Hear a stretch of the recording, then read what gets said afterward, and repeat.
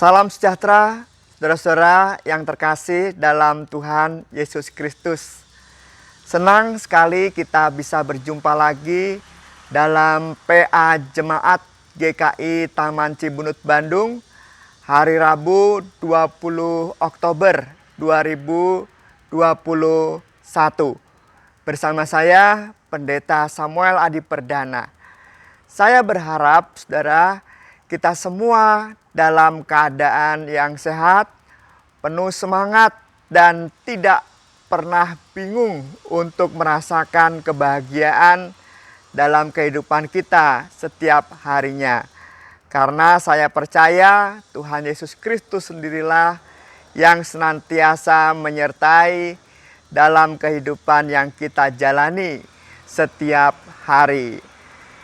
Tema PA kita pada hari ini adalah perantara yang sempurna, yang didasari pada surat Ibrani pasal 5 ayat 1 sampai 10. Mari saudara, untuk mengawali PA kita akan bernyanyi dari Kidung Jemaat 407. Tuhan Kau Gembala Kami.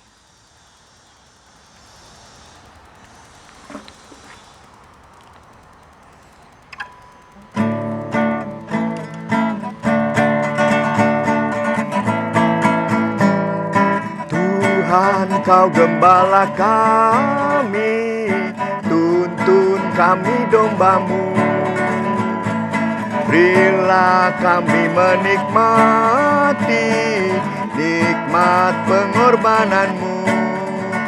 Tuhan Yesus Juru Selamat, ini kami milik-Mu.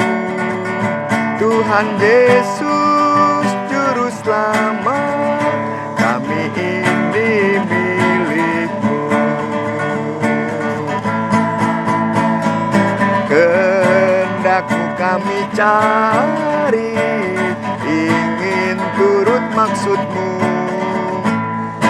Tuhan, isi hati kami dengan kasih-Mu penuh. Tuhan Yesus Juru Selamat, tak terhingga kasih-Mu. Tuhan Yesus Juru Selamat, tak terhingga kasih-Mu. Mari saudara-saudara kita bersatu di dalam doa. Tuhan Gembala Agung yang penuh kasih, berilah hikmat pengorbanan-Mu, isi hati kami ya Tuhan dengan kasih yang penuh dengan rahmat serta semangat ketaatan mengikuti Tuhan dalam menjalani kehidupan setiap hari. Bimbinglah kami dengan Roh-Mu yang kudus dalam memahami firman-Mu hari ini, dan kami serahkan hati dan pikiran kami dalam pimpinan Tuhan. Dalam Tuhan Yesus Kristus kami panjatkan doa kami. Amin.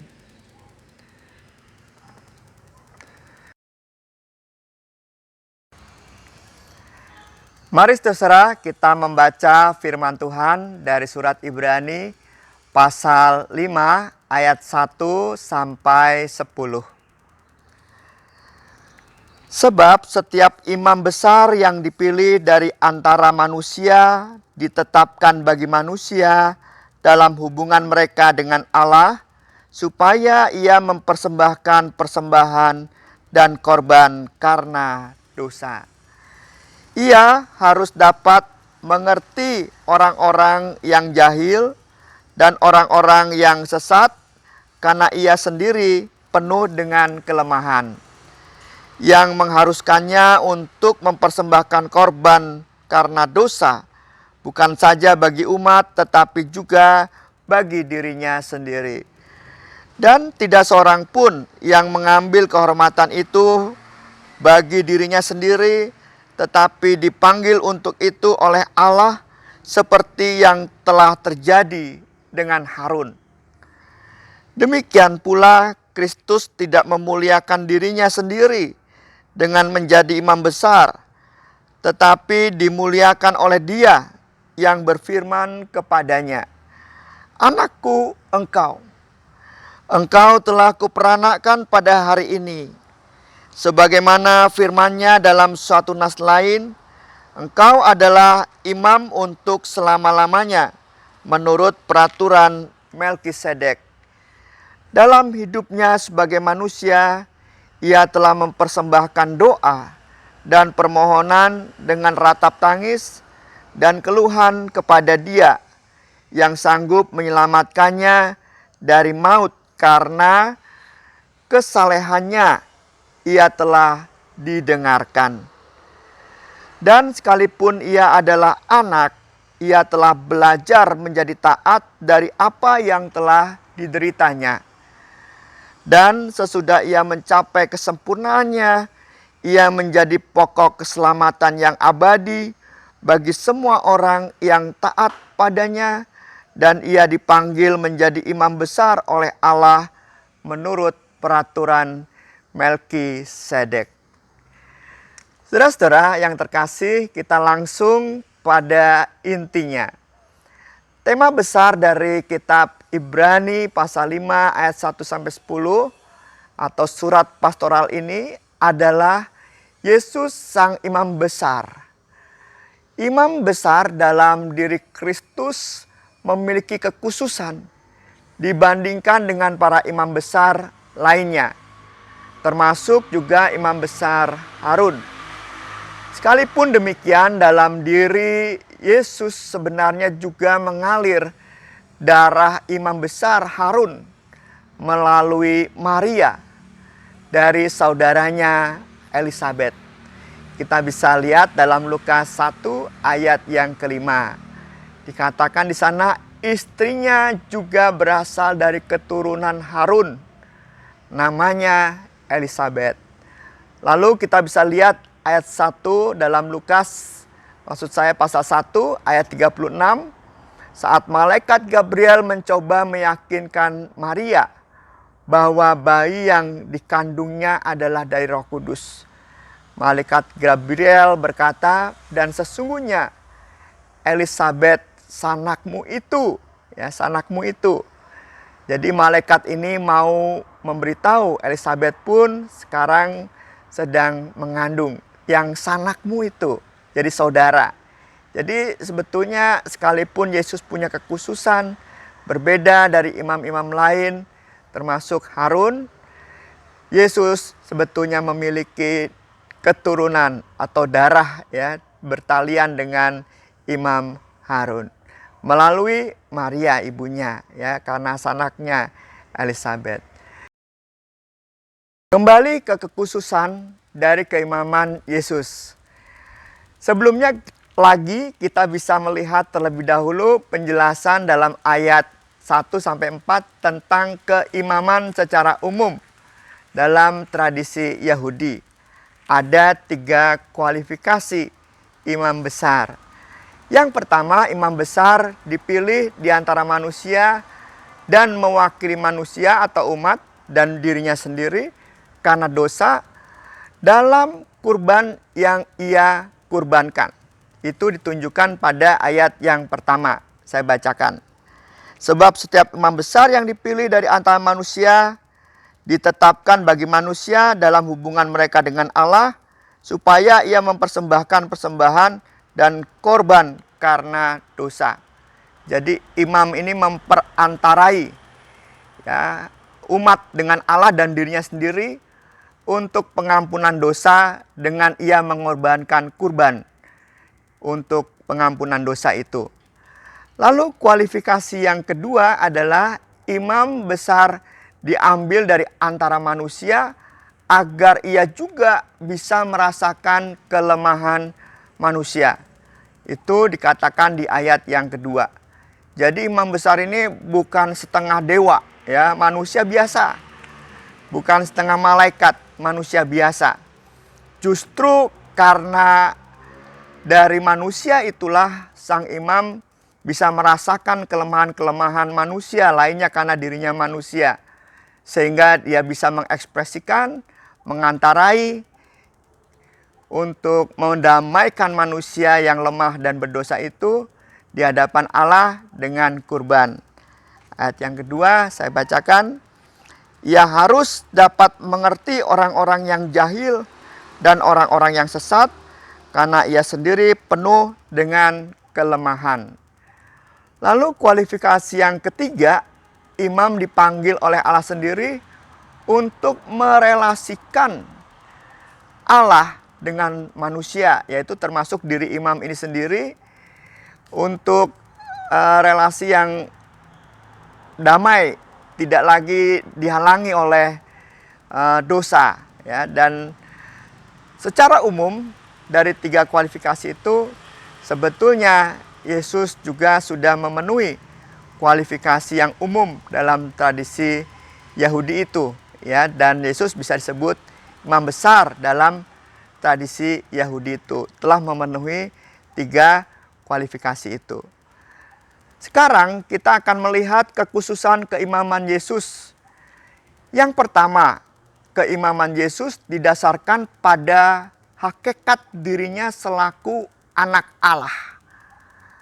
Sehingga dari sudut garis keimaman, Yesus didasarkan pada keimaman Melkisedek, yaitu keimaman yang ilahi, yang kekal. Sehingga dalam kelemahan sebagai manusia, di syarat yang kedua kualifikasi itu, surat Ibrani mau menunjukkan bahwa Yesus masuk dalam kelemahan manusia.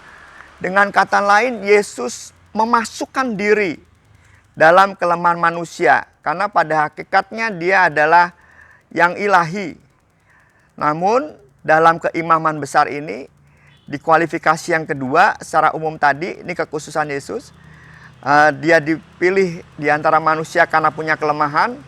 Nah, kelemahan Yesus itu bukan karena pada dirinya kelemahan ada pada diri Yesus, tetapi Yesus memasuki kelemahan manusia.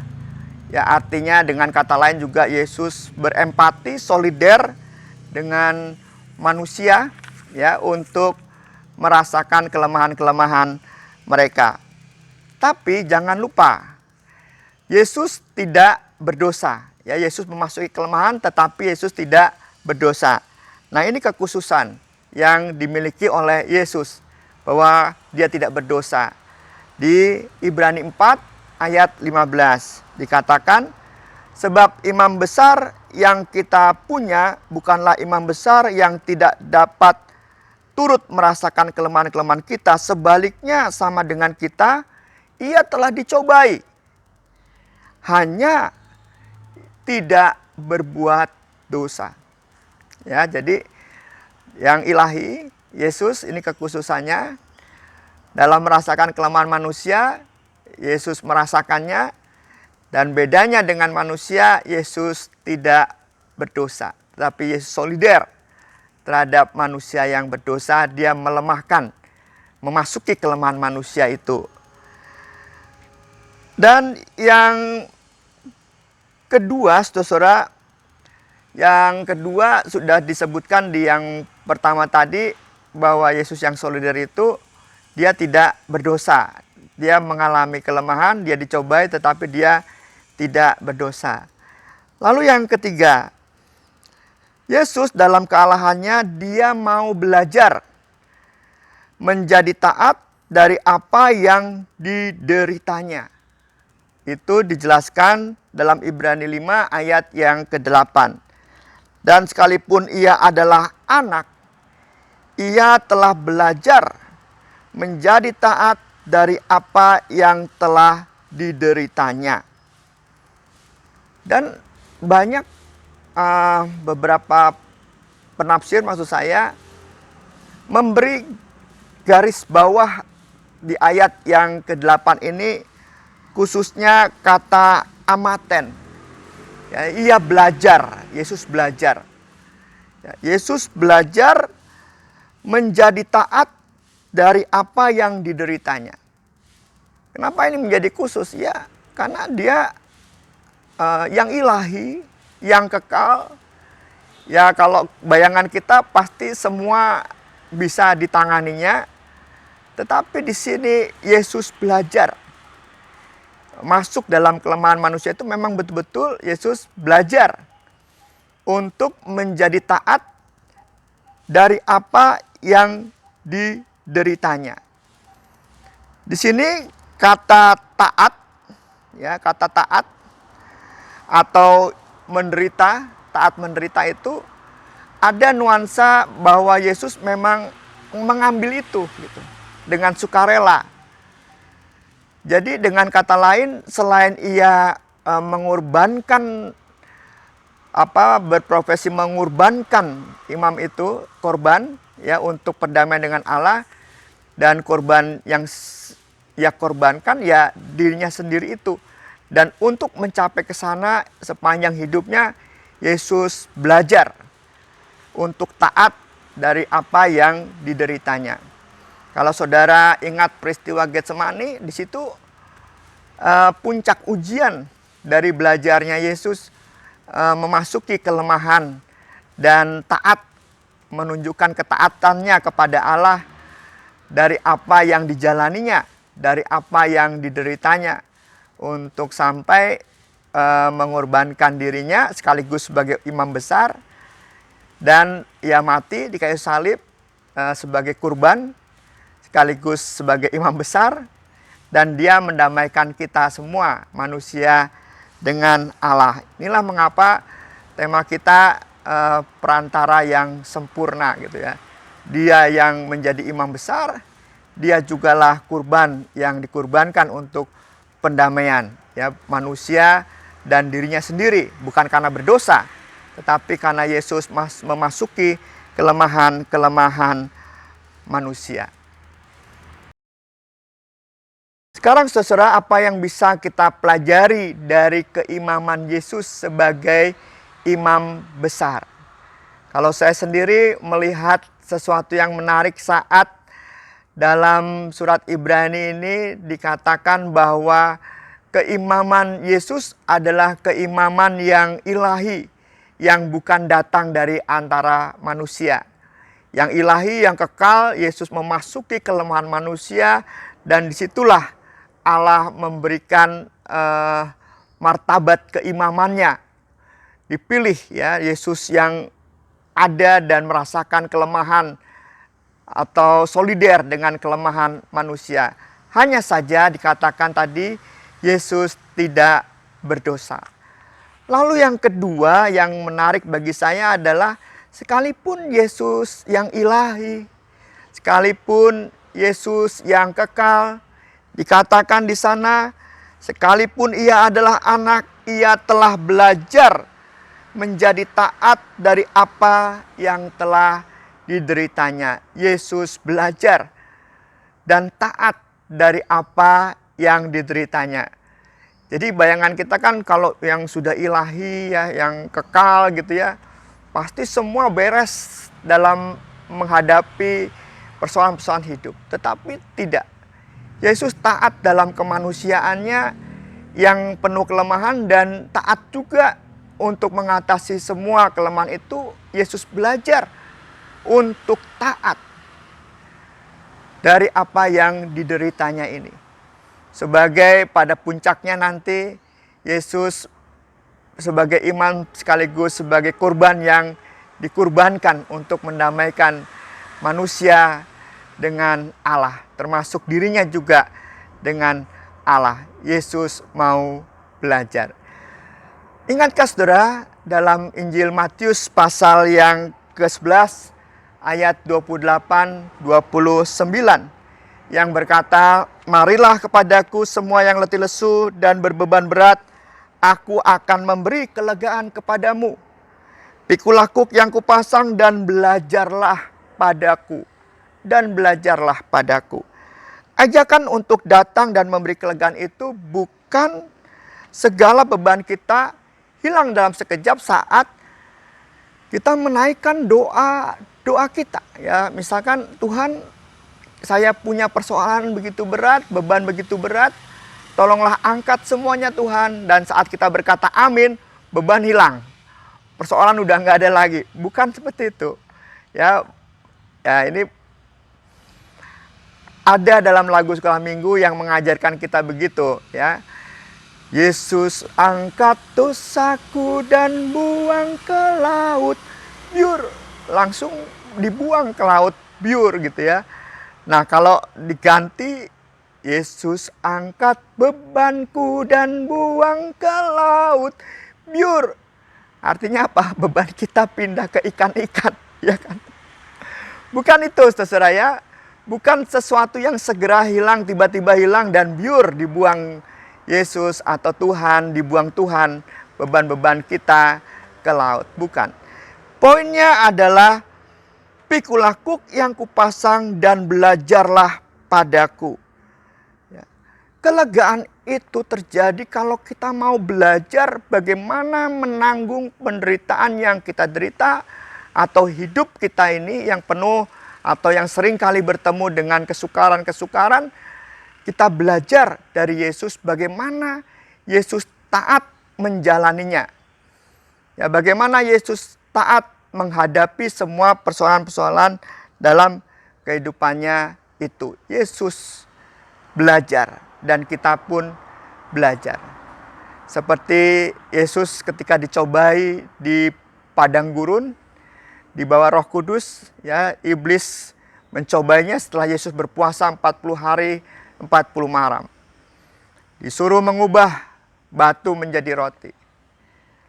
Yesus berkata apa? Saya hanya taat kepada firman, kepada Allah, bukan kepada iblis. Sekalipun yang ditawarkan iblis itu bisa Yesus lakukan, yaitu mengubah batu menjadi roti untuk memenuhi kelaparannya karena ia berpuasa. Kita tidak hidup dari materi dunia ini. Kita butuh materi dunia ini, iya. Tetapi jangan bergantung pada materi dunia ini. Kita butuh bekerja. Kita butuh mencapai prestasi. Kita butuh untuk belajar yang tinggi, untuk mendapatkan ilmu, dan seterusnya. Sehingga hidup kita makin baik, makin baik, makin baik. Itu tidak ada salahnya. Kita lakukan dan kita kejar. Tapi, kalau kita sudah tergantung dan menjadi budak dari semua yang ditawarkan dunia, maka di saat itulah, saudara, kita semakin jauh dengan Allah. Ya, kita harus bergantung kepada Allah. Dan apa buah dari bergantung kepada Allah? Sekali lagi, saudara, ini bukan masalah Allah menghukum kita. Kalau kita tidak bergantung, nanti kita akan diambil semua harta dan segala kepintaran kita. Bukan ya. Semua kan boleh dicari, saudara ya. Tetapi kalau melulu itu hati dan pikiran kita dikuasai keinginan-keinginan dunia, maka kita semakin jauh dari Allah. Ya, setiap hari hidup kita ya hanya berpikir tentang hal duniawi.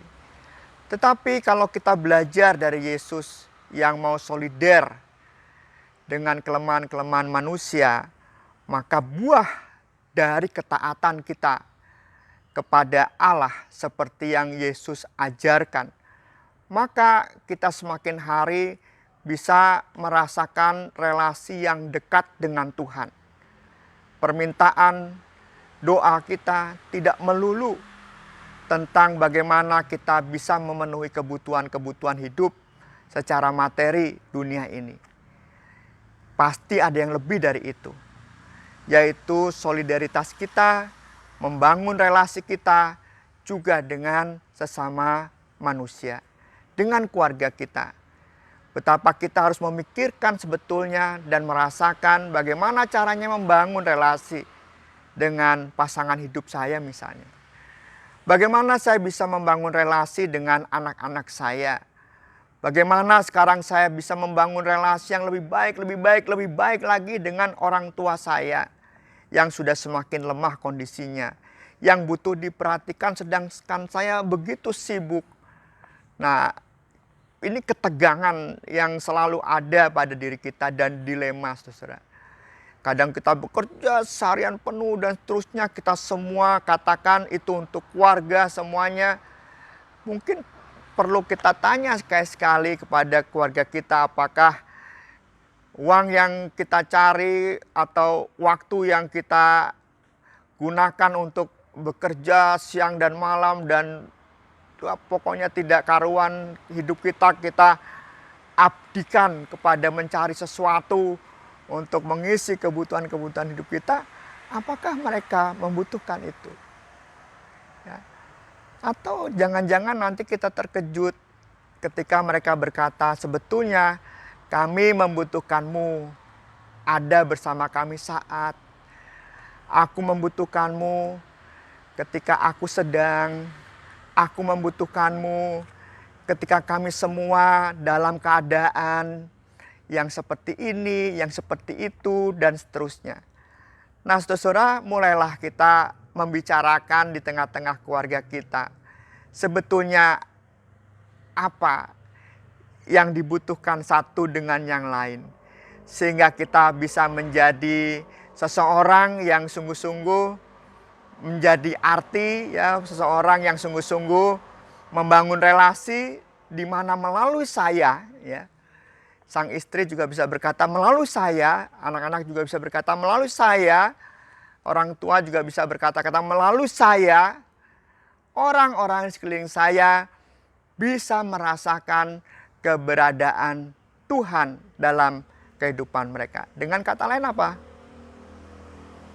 Dengan kata lain, kita juga bisa menjadi imam besar juga dalam tanda petik. Ya, kita memenuhi kriteria itu, saudara-saudara, sebetulnya kita semua dipilih oleh Allah, ya. Melalui baptisan kita dianugerahkan. Kita dari antara manusia dan kita bisa mengantarai orang lain kepada Allah.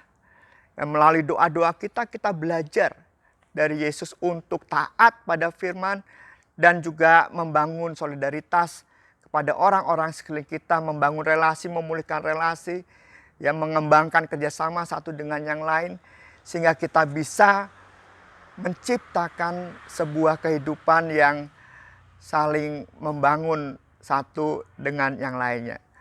Dan di situasi seperti sekarang ini, baik kita pribadi-pribadi ataupun gereja terlibat berkolaborasi dengan kelompok masyarakat lain untuk membangun kehidupan, mengatasi pandemi ini misalkan, mengatasi kehidupan orang-orang yang sulit bekerja sekarang ini, seolah-olah besar ya mengatasi itu, tapi sebetulnya mengatasi itu bisa menjadi teman diskusi yang mencerahkan, ya, bisa mendengarkan saja gitu, menjadi teman yang mendengarkan, bisa jadi teman yang mendoakan.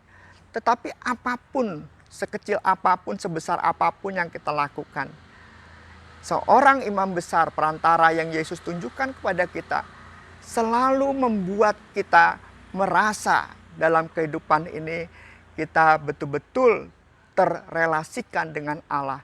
Semakin hari kita berasa gitu. Dan terrelasikan juga hidup kita dengan sesama atau orang-orang sekeliling kita. Dan itu juga semakin terasa. Kiranya Tuhan memberkati kita semua. Mari saudara, kita bersatu di dalam doa.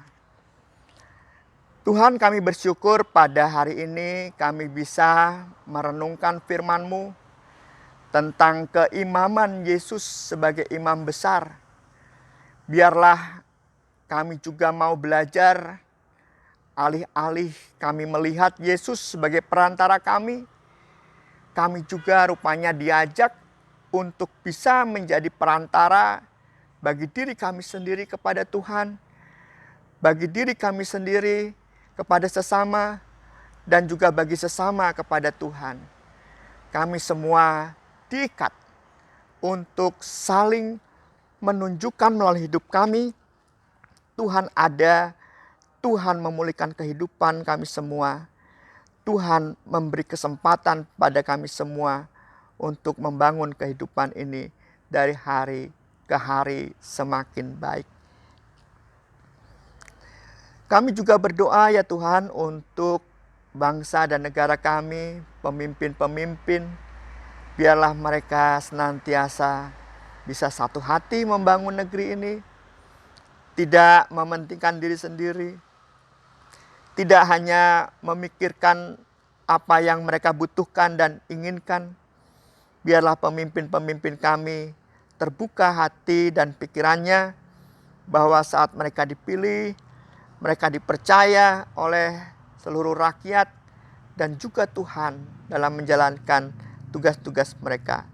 Tolonglah mereka untuk terbuka di hadapan Tuhan, dan mereka juga bisa menjadi perantara umat atau masyarakat untuk merasakan kekuatan dan semangat dan cinta kasih dari Tuhan melalui kepemimpinan mereka. Kami berdoa ya Tuhan, supaya persoalan-persoalan di tengah pandemi ini juga semakin bisa teratasi. Kami berdoa juga untuk pemimpin-pemimpin dunia, biarlah bisa bersatu, menangani kehidupan berbangsa di dunia ini. Kami percaya Tuhan akan menyertai kami semua. Inilah ya Tuhan doa kami serahkan di dalam tangan kasih Tuhan Yesus Kristus. Amin. Saudara-saudara yang terkasih dalam Tuhan Yesus Kristus, sampai di sini PA kita. Kita akan berjumpa lagi di kesempatan yang mendatang. Tuhan memberkati kita semua. Amin.